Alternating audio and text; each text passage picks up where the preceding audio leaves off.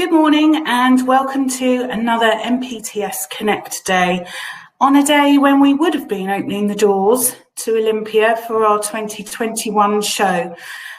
We are, of course, very sad as a team that we're not doing that this year. We miss everybody and we hope you miss us. But we've got a packed schedule for you today with our State of the Nation sessions that we would normally start all our theatres on at the live event. Personally, I'd like to thank everyone that supported us over the last year, including all of our exhibitors who have stayed with us and supported us through not being able to run the show 2 years in a row. We've really enjoyed bringing MPTS Connect to you all. The idea was to link you all up, enable you to network, start conversations. And also this week on Monday, we released our own magazine as a digital magazine with our sister brand, Broadcast Tech. So you can find that link on our LinkedIn and Twitter feeds. So please do take the time to read the articles and the news and all the information we've put together there. So just a couple of quick housekeeping notes on using Hopin if you haven't used Hopin before. As you can see, you're in the event. And now you're probably in the stage area and you can see people have been saying good morning to you, which is very nice. We've got polls, so I've put up a few polls. I'm interested to know your thoughts today on several things, so I'll be adding more polls throughout the day. People, if you want to chat to someone one-to-one, you can look them up in the people section and you can have just like a direct message chat with them there. You've also got the Q&A section, which is new since the last event, and there you can put your questions in for the panelists and they'll be fed through to our backstage area for our chairs to share with the panelists. So please do make the most of all the chat, poll, Q&A, people functions that we have.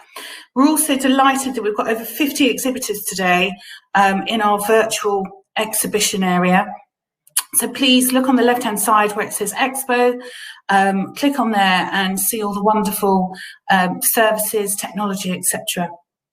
that's available from everybody today. So just remains for me to say thank you. Thank you for attending. Thanks to all our speakers today. Thanks to all our exhibitors for participating. And I'm now going to hand over to Mike Rosser, who is chairing our first session, exploring the UK production landscape. Have a great day. Thanks, Charlotte. And hello, everyone. I'm Michael Rosser, a contributing editor at MBI, and welcome to this overview of the UK production landscape. I'm very pleased to be joined by a panel of executives from 3 leading UK production companies who will each share their insight into the challenges the sector faces as production gets back on its feet, the cost of these changes, and the impact it continues to have on the workforce. I'm joined this morning by Kate Harwood from drama producer Euston Films, Laura Bessel from super indie Argonon, and Sarah Freethy from documentary and factual specialist Woodcut Media. Morning, all. Morning. Now, the panel are keen to answer any questions that you might have, so please do submit those as we go, and I'll look to ask as many as I can later on. But let's get straight to it. Can we talk about what sort of health the UK production community is in right now? Kate, perhaps we can start with you. What's the situation like out there at the moment? Well, of course, the main thing is, of course, execs can't go out there. So very few of us have actually been on set, and that's become a very restricted part of the business. But I mean, I've been saying for about 8 or 9 months now, you know, as long as there's something in production, in drama, I feel I can get up in the morning. It's worth shoving more things down the other end of the tube, knowing that things are shooting. And I think it's been incredibly heartening how well production has done in the circumstances. I think I hear, you know, so many. I love seeing a show on Instagram or Twitter start shooting, and I also love to see it completing. I think, you know, the difficulties that are out there at the moment are that there is currently a glut. There's a lot of catching up to do. There's been, obviously a blockage in the system. Now it's all coming through. There's tremendous competition for crews and cast, and schedules are being really kind of fenced in by the cast availability quite often. But talking to younger people in the production industry, they're being offered work all the time. There is a lot going on in drama, a lot.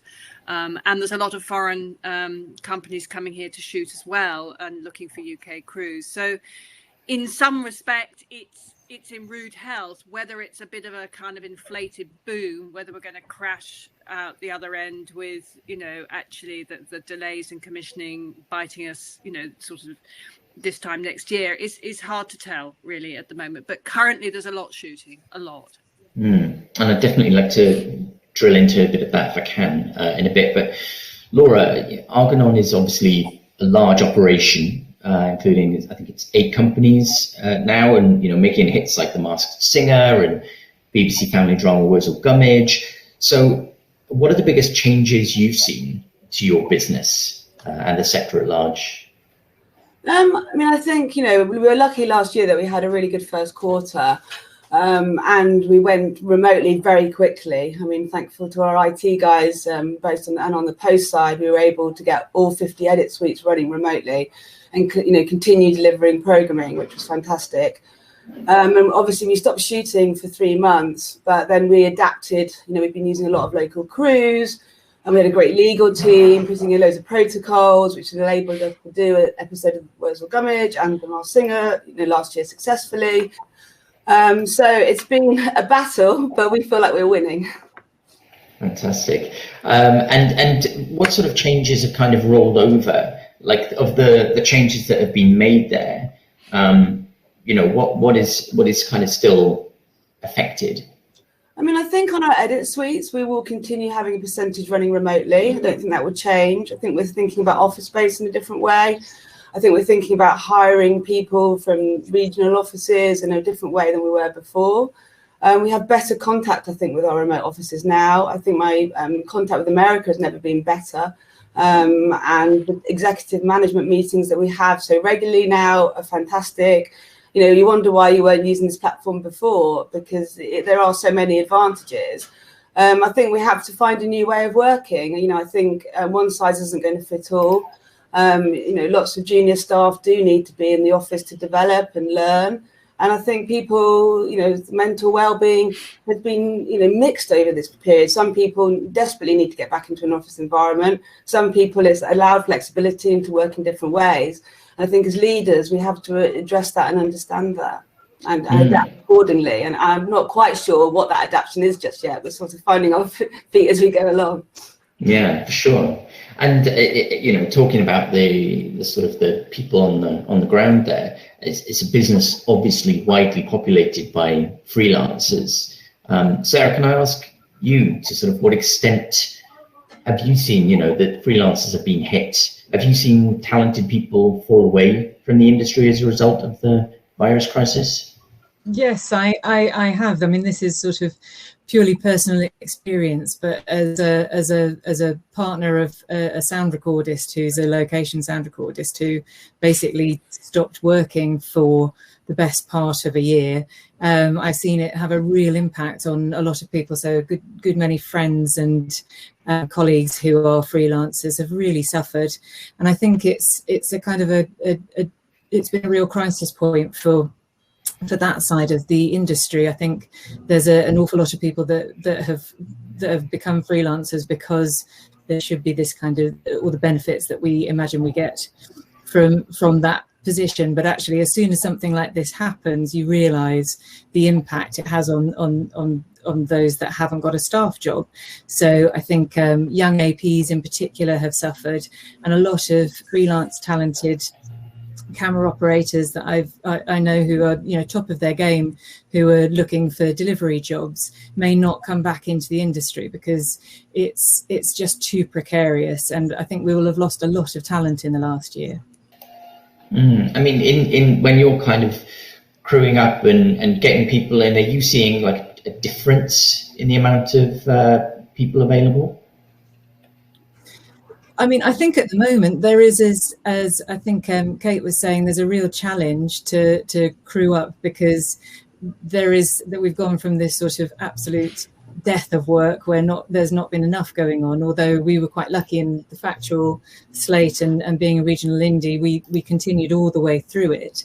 But I think more and more now that everything is coming back, there's this sense that there is perhaps this sort of inflated bubble that won't last for a long time, but it is making it a challenge at the moment. And it sort of feels like it's a reminder, isn't it, that we absolutely we are fueled by the freelancers, our industry is, and yet we kind of slough them off very quickly if there's nothing there for them. And I think it's a real reminder that this has been a universal thing that's happened to everybody simultaneously, but these things happen in freelancers' lives all the time. So these bombs go off, with bereavement or childcare or whatever it is in life. And actually, there is very little support network there. As an industry, we're quite careless with people. Yeah, I think, do you know anyone who's sort of had to take, other jobs even outside of the industry? Yeah, I do. I've got a friend who's a very, very, very talented and in-demand camera operator who was looking for driving jobs for Asda for a vast amount of last year and was struggling to get those jobs even. That's extraordinary.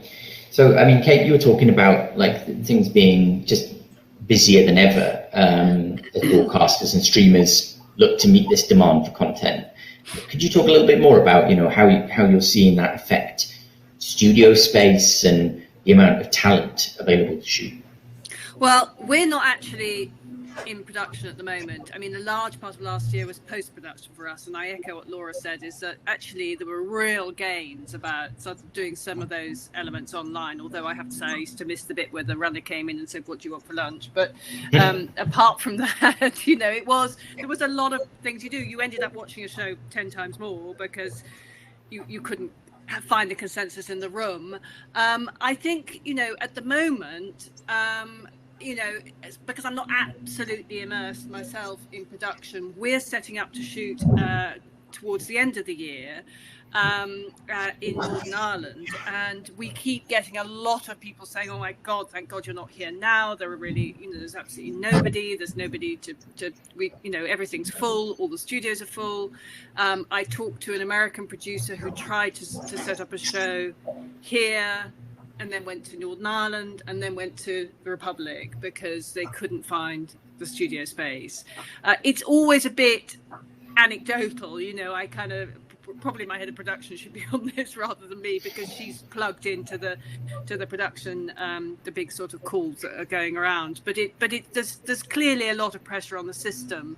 But in terms of program ordering, I think that the broadcasters are currently so focused on the new production because they've got more than ever. They've got the stuff they're catching up with, and they've also got the new stuff that would be in the system anyway. That we've reached not a kind of grinding halt, but we've certainly slowed down for the longer term commissioning. It's not a feeling of, somebody said to me the other day, well, we really will, if this gets greenlit, it'll be for 23, and I'm kind of like, it's not really that long away in big show drama production terms, so it'd be quite like to know, if you do want to make it, and it's, so I think broadcasters, commissioners are in scripted are really, really overstretched at the moment, really overstretched. I mean, they all tell us that anyway, obviously, but I really see it in in their eyes, and they're like, I can give you half an hour, but I have had a great, I mean, like you say, I think we have to sort of hang on to some, like Laura says, some of the gains we've made.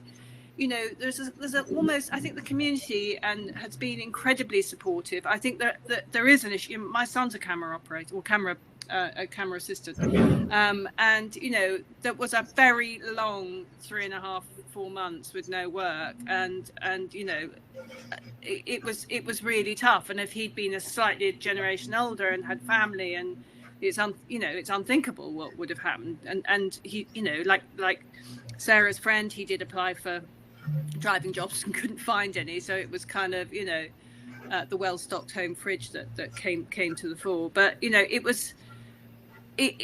I think it's tough. I think the protocols are tough. I think the cost of the protocols are tough at the moment. I think that out there on the floor, people say it's quite, it is stressful shooting. It's always stressful, but it's more stressful than ever. Anyway, I'm going on. Sorry. Well, no, I mean, you mentioned there about the cost of shooting under sort of COVID conditions. Laura, can you talk to that a little bit about, just the financial cost of doing this? Are you getting more budget to film production safely, or is it coming out of the existing budget? How is that working? I mean, it's mixed. So on the non-scripted side, we're not part of a government restart scheme. Obviously, we're not insured.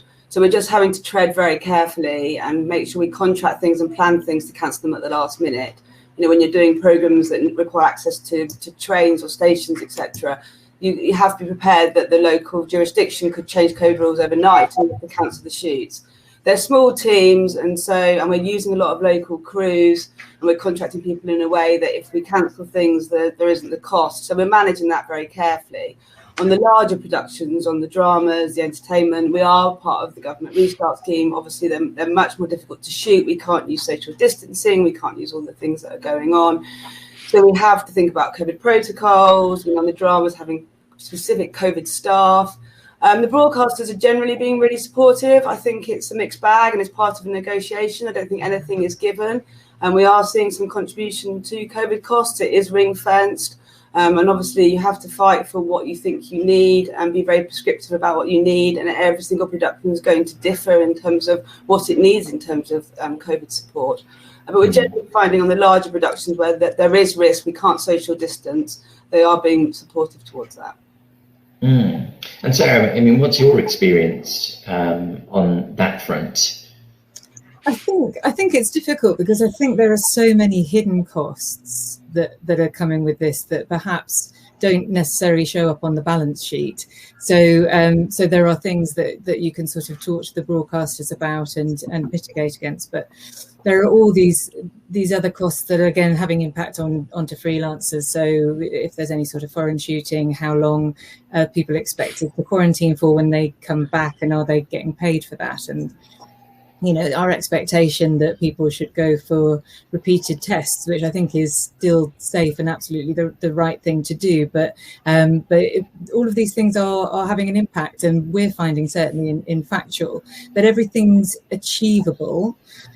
And you can do it hopefully in a way that the audience won't see, but there are these sort of layers of extra time and effort, and then just a slight increase in money on every single thing that you're doing. That means that's going to have an effect across the board. But I think primarily, I'm very glad that it feels like, as an industry, we're not dead yet. We might have been being written off over the last few years that mainstream television and our ilk doesn't have a long life. But it seems like on Maslow's hierarchy of needs, we're up there.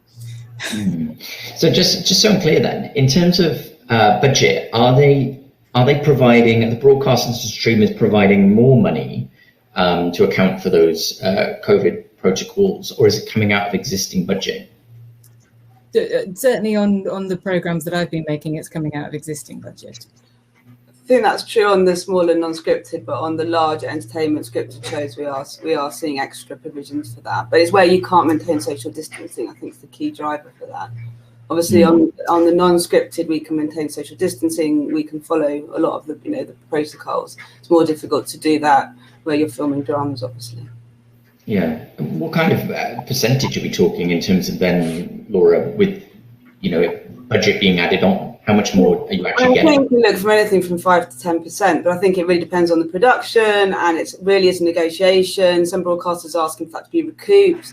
It depends on how much they're funding, whether they're fully funding or not. It's going to depend on where you're shooting. If you're in an enclosed studio, how much what protocols are needed for each production. So it's a conversation that you need to have with the broadcaster, and like with every line of that budget, fight for what you need, and ultimately that's ring fence. So you have to track it, and you have to give it them back if you don't spend it. That's interesting. So we're hearing a lot of noises about how things are starting to be relaxed, and I know cinemas are going to be reopening from next Monday.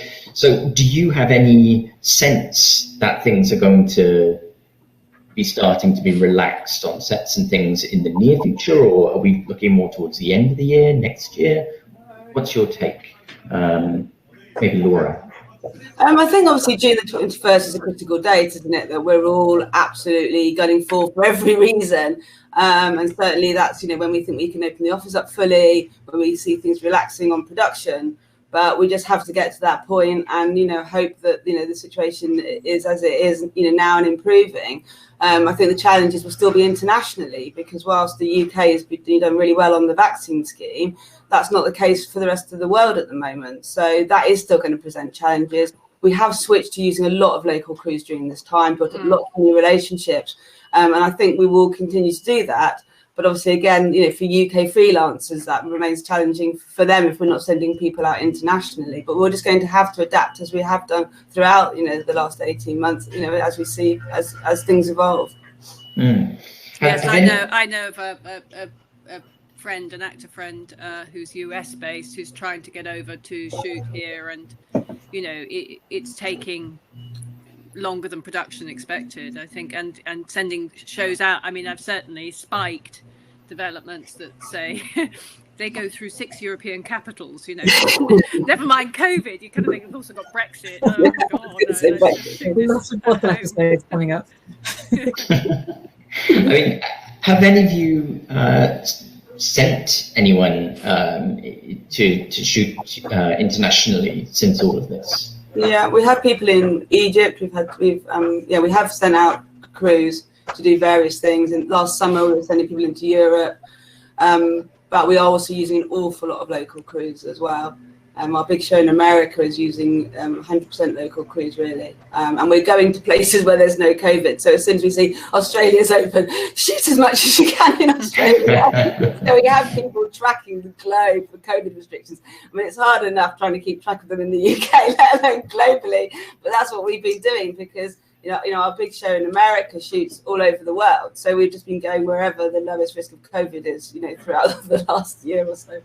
Yeah, I know, Sarah, with your documentaries and factual programming, that a lot of that takes place outside of the UK. Has Woodcut been sending people from the UK internationally yet? So not yet, but we are looking to. We've got a big production that we are hoping to make later in the year that would require some significant travel.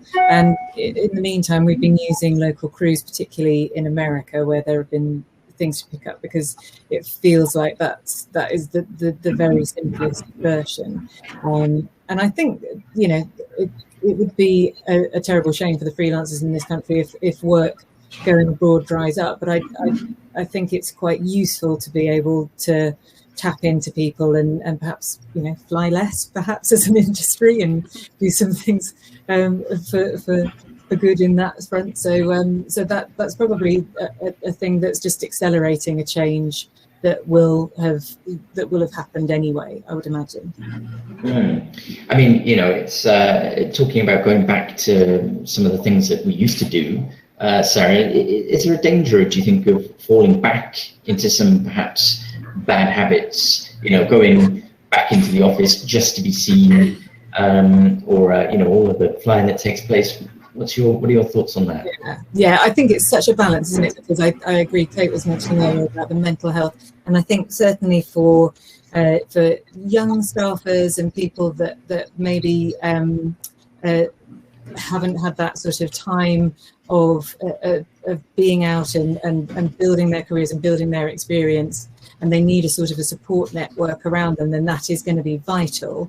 But I do think there is a culture of presenteeism in television that will very quickly mean that everybody will want to be seen being back in the office, and they will want to see people back in the office, which I think will be a real shame, because I think there's some huge benefits. I think, like Kate was saying, that the sort of the the time that you can spend on the edit and the attention you can give to it, rather than trying to sort of spin multiple plates. But really and it's interesting. I'm working with a writer and have just submitted a script to broadcaster who I've never met.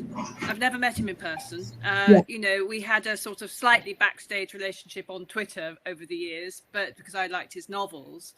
But we commissioned a script from him, and you know, and we've done all the work on Zoom, and he, you know, it's been really successful. And I said to him the other day, I think I might come up and see you. Actually, he was like, oh, really? That's a bit weird, you know. And I was like, well, I think, you know, I'm quite nice to little outing on the train.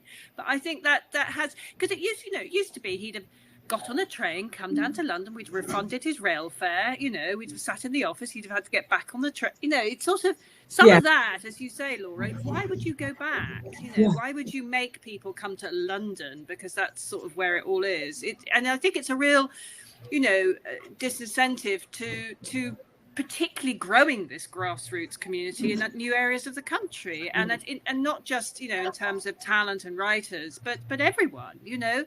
If production's always going to be about uprooting yourself and going off somewhere else, why would people who are at the beginning of their careers start? So I think if this encourages many more production bases around the country, I think it's fantastic.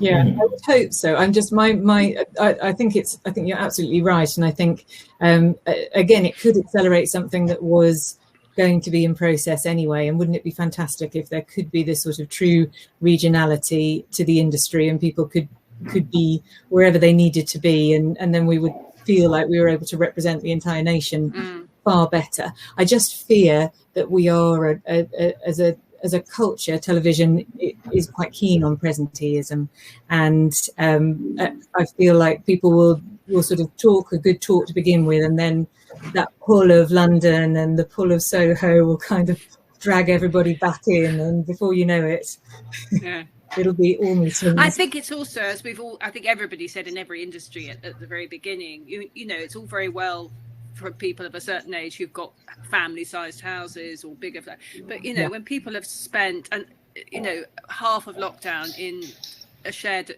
accommodation where they say, I can't do an evening Zoom because my flatmate but you know, wants to watch telly, you know, I mean, it's really tough on that. And I think I've got, you know, some of my team have rented local offices just so they can get out the house, you know, and go and sit in a different box, and that's not fair, really. That's not fair. You've got to be I know ways. And Laura, you were talking about doing more regionally. Can you talk a little bit more to that? Yeah, I mean, I think, you know, we've just hired a lawyer from Scotland, the Mars Singer. We have Bandicoot based in Scotland. Our scripted is in Liverpool, and we've expanded our office there. You know, we are thinking more regionally. Christian, who heads up our scripted division, you know, lives in Cheshire, and it's more open now for him to be a base. We don't think that he needs to visit London as much as he was. Of course, he'll come for meetings and to see commissioners, but also his team can go to Liverpool, and we can connect like, you know, this and online. So we're thinking very, you know, differently about that. And certainly our core staff, you know, finance, legal, we're, you know, before we might have thought we need them in London because we need that presence in the office, but now I think the connectivity is so good that we're happy to hire lawyers out of Scotland or wherever we think the right talent is. So we are thinking very differently. I mean, in America, we hired a head for our New York office from LA. We would never have done that before this, but it's just the fact that we are having so much FaceTime with our colleagues by video conferencing. And even when I see my head of finance, who I talk to several times a day, it doesn't feel like I haven't seen him for 4 months or 5 months. It's a really odd feeling. And we're onboarding new staff. And the only thing, when you meet them, it's really odd because you feel like you know them. The only thing you don't know about them is perhaps their height. You suddenly stop how tall they are. That's like the only thing. And it's a really odd experience meeting people that have started during COVID and that you feel like you know, because you've spoken to them so much. How do you greet them? Do you shake their hand? Do you do the elbow? You can't do that, can you? You sort of have to sort of nod at them and do the elbow.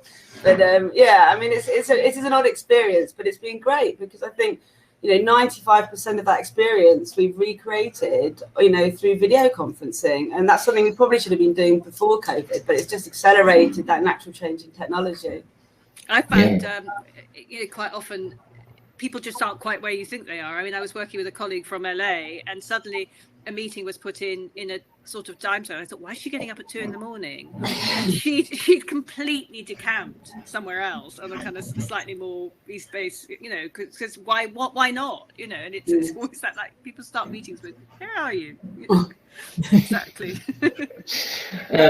So, I mean, talking about that a little bit more, at a time when the industry is proactively working to increase the diversity of its workforce from different socio-economic backgrounds and the like. I mean, do you feel like that work has been impacted by recent events? Have we taken a step back? Sarah, do you have any thoughts on that? Well, I do. I mean, I feel like, okay, so on the one hand, we've been through a year where not only has COVID happened, but George Floyd was murdered and BLM have had a huge impact on the whole world. And I really felt like, as an industry, there was a direct response to that, and everybody felt they saw the moment, and I hope we're meeting it. But that said, obviously the other impacts of all of these things that we were talking about, the impact on freelancers, is that if you come from a socioeconomic background without a great safety net there, you were probably the first people that would have struggled and may have left the industry. So those are the people we will have lost. That's some fantastic talent there that probably wouldn't have been able to maintain a year of this impact, and may have gone on to something completely different. And I think while the spirit is willing, it will have had a significant impact, and we've got to do even more if we can, and use this as the impetus to sort of kickstart in a positive way, because all of the things that have gone on in the last couple of years, where we're addressing bullying in the industry and sexual harassment in the industry, all of those things have been sort of magnified, haven't they? And we have a chance to do something about them, and to bring on new people and to give new talent chances. But we certainly have to up our game, I think. Laura and Kate, do you want to come in on that? I mean, diversity is really, really important to Argonaut, and actually, with everything that's happened this year, we've also set up diversity working groups within the organisation, and again, using video conferencing to have everyone from the organisation who wants to be involved set up 4 working groups has been really positive and enabled us to work together. And we're just looking how we change, how we bring people in, liaising more with local colleges and schools. We're trying to sort of go at all levels. And we're working with PACT on their scheme, and we're really, really keen to make a positive change to diversity. It's really important to us as an organisation, and that hasn't stopped during this time, because we do think it's really important. I think there's a lot to be done, but we are trying to do it. I think I think there'll be gains and losses. I think what I said earlier about more grassroots working will allow visibility of the industry to young people from backgrounds that might not have seen it. On the other hand, if everything starts with this kind of meeting, that probably cuts out a certain kind of access and visibility. I think that there are some advantages to the slightly more flat. What's the word? Flat playing field. I can't think of the word. Level table of these businesses. You kind of, everybody meets in the same box. So there's a sort of a leveling of hierarchy, leveling off of hierarchy sometimes in meetings, which I think has been observed allows other people a voice a little bit more, because they are a little bit more democratic, I think. Or they certainly have the illusion of that. How deep that goes, I don't know. But I think it's also, we've got 2 projects centered around disability and written by a disabled writer, one of them particularly. One is a kind of consultant writer team, and this has been transformative for them. I mean, this means, you know, no more do you have to go, God, I'd really love a meeting with this person, but it's going to be really, really difficult and stressful for them to make that journey to come down. You know, you just, again, it's a sort of level playing field. You just get on the Zoom, and you know, everybody who needs to be there is there, and you can work intensively. And you know, if either of those goes into production, I think that's what we're missing. You know, we have a show for BBC Three with a very young new writer, and you know, which is greenlit, and you know, with that, we really miss the writers' room. We really miss that, you know, sort of being in a room with this person as a lead writer, with the other writers who are involving that collegiate feeling, because you can't quite be, you can't, you know. You have to be very present, don't you, on the Zoom calls? You have to be very active in a way, because you forget, you miss that moment where somebody stares out the window and has a good idea. It's because, you know, it's this sort of, it's that, I think. So I think gains and losses. I think it's, and I think what you're saying is like spotting where the gains are and kind of fixing them and going, yeah, that one works. We should really carry on with that, noting them. Well, like I say, I mean, we would really love, and you know, anyone who's watching, if you've got any questions, then please do put that to our panel. Just to kind of go back onto the budget financial side of things a little bit, Laura, as the financial situation of the broadcasters themselves change, how are you seeing ad branded content becoming more important?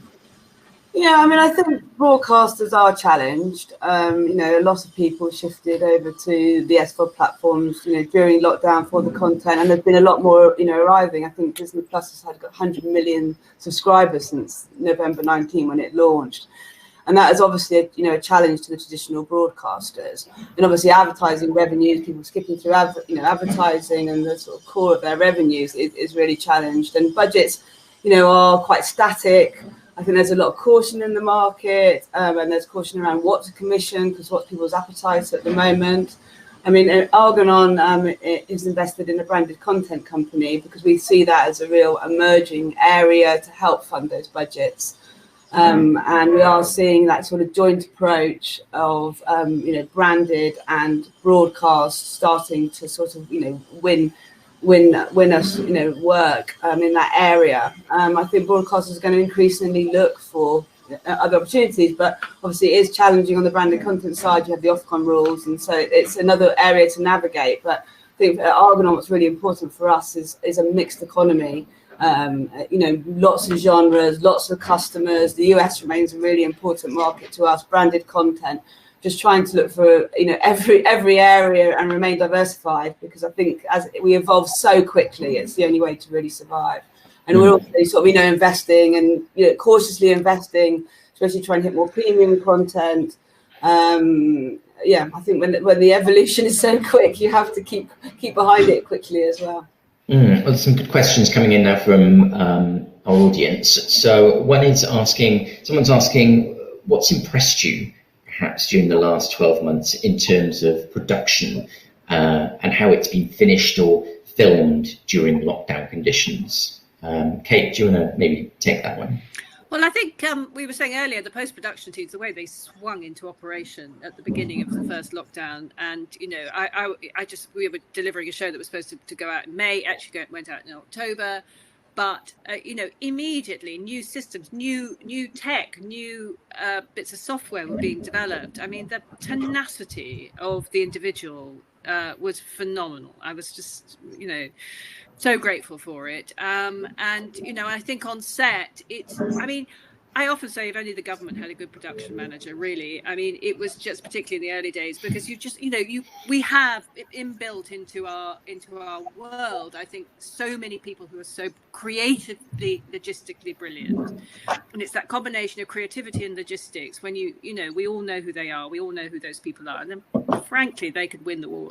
Single-handed, some of them, and the creativity involved with getting back to work was phenomenal. And I hear great stories. I was hearing from a friend on a show the other day how they built a show that takes place quite often round a table, how they just built the table bigger very early on so that everyone was socially distanced, but they could carry on filming, and it's completely invisible to the audience. They don't notice at all. So sometimes those little solutions are so inspiring.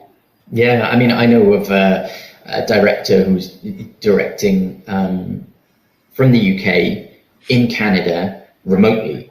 So they were essentially on a box, and they were interviewing as well. So, you know, they essentially, there's someone local out there who sets up the lighting and sound, and then she would appear like this and do an interview this way. I mean, are there any other innovations like that you've heard about, such as that table solution or, you know, remote directing? We were filming things on iPads in the beginning of lockdown, sending iPads into people's homes. We were filming people with coronavirus, which was a challenge. But yes, I mean, we've all had to adapt. I think, you know, we were really, you know, determined to get an hour of scripted shot last year and to shoot The Masked Singer. That took an awful lot of work and changes in how we were planning to shoot. So yeah, I mean, it's been a challenge. I think the resilience of our teams and the ability to think out the box and the determination to just get working has been fantastic. And I think we've all grown stronger as a team and a unit. And it's, you know, it's been lots of positives in a world of lots of difficulties. Yeah. Were there any COVID cases at all on Masked Singer? We managed to get through. No, we managed to get through everything with no shutdowns. Send the title, I suppose. We have a great team, the Vanderkeep team, and the head of production, and, you know, our health and safety advisors, our legal team. It's been a lot of work, but we've got through it with no lockdown. So we're very, very proud of everybody. It's amazing. Now, a question here from the audience as well about the Noel Clarke allegations that rocked the industry a couple of weeks ago. As women who are leading in television production, I mean, what advice would you give to young women who want to work in our sector? Sarah, perhaps start with you. Apart from don't. I would say I hope that there is a change in the air that will mean that more people are believed, and also more people feel that there is the space to say something, and that there are men and women that are senior to them that are keeping an eye out for things when they happen, and trying to do what they can to get ahead of it and believe people and act on it. I know I've been in the industry for 25 years and have experienced a fair amount of all of the things that we've been talking about over that time. And the only way that I managed to deal with things was having other people see what was going on and kind of keep an eye out for me. And I hope it's got better. But yeah, it's an absolute problem with our industry, and it's something that we've really got to start tackling. Along with bullying, it's rife, and I hope it's better. I hope it is getting better, and I think that the atmosphere will now be changing to a point where people feel like they can speak up and will be listened to. But we haven't been great in the past. Yeah. So do you mean, Sarah, that you experienced harassment? Yes, I'm pretty sure you ask any woman in TV if they've ever experienced harassment, and probably a great many of the men as well. Yes, yeah, absolutely. But that was kind of par for the course when I started out in telly in the 1990s. It was a lot more prevalent, and I'm sure it still goes on now. But that was, yeah, it was everything. Well, that's the thing. I mean, you often hear about, that was the 70s or that was the 90s. But some of these, allegations are just from a couple of years back, and Kate, I wonder what your feeling is on this. Well, I think I would just echo what Sarah says, is that we have to put out the message that you are not alone.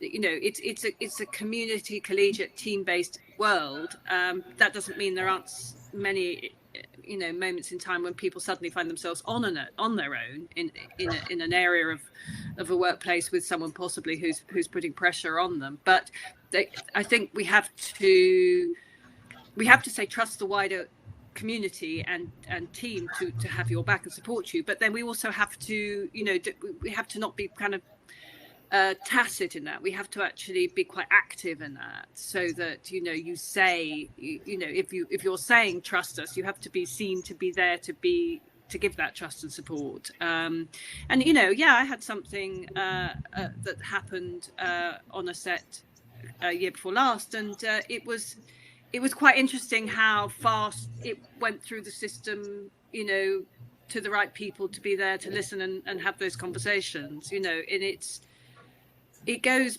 both ways. I mean, as you say, in the end, quite a lot of it does come down to bullying, however it manifests itself in sexual harassment, or, you know, bullying of a more it's all a form of power, isn't it? It's all a form of harassment. It's all a form of, you know, and bullying, I think we called out more 4 or 5 years ago, and somehow sexual harassment remained, you know, a bit of a joke for too long, definitely. So was that like a sexual harassment incident that happened on set? No, it was a bullying. And the person was dealt with. Yeah, it was discussed very openly all the way down. Yeah, that's great. I mean, Laura, I know that Argonon is very big on inclusion and you know, diversity. And do you have systems in place there to kind of you know, properly educate people who work on Argonon productions?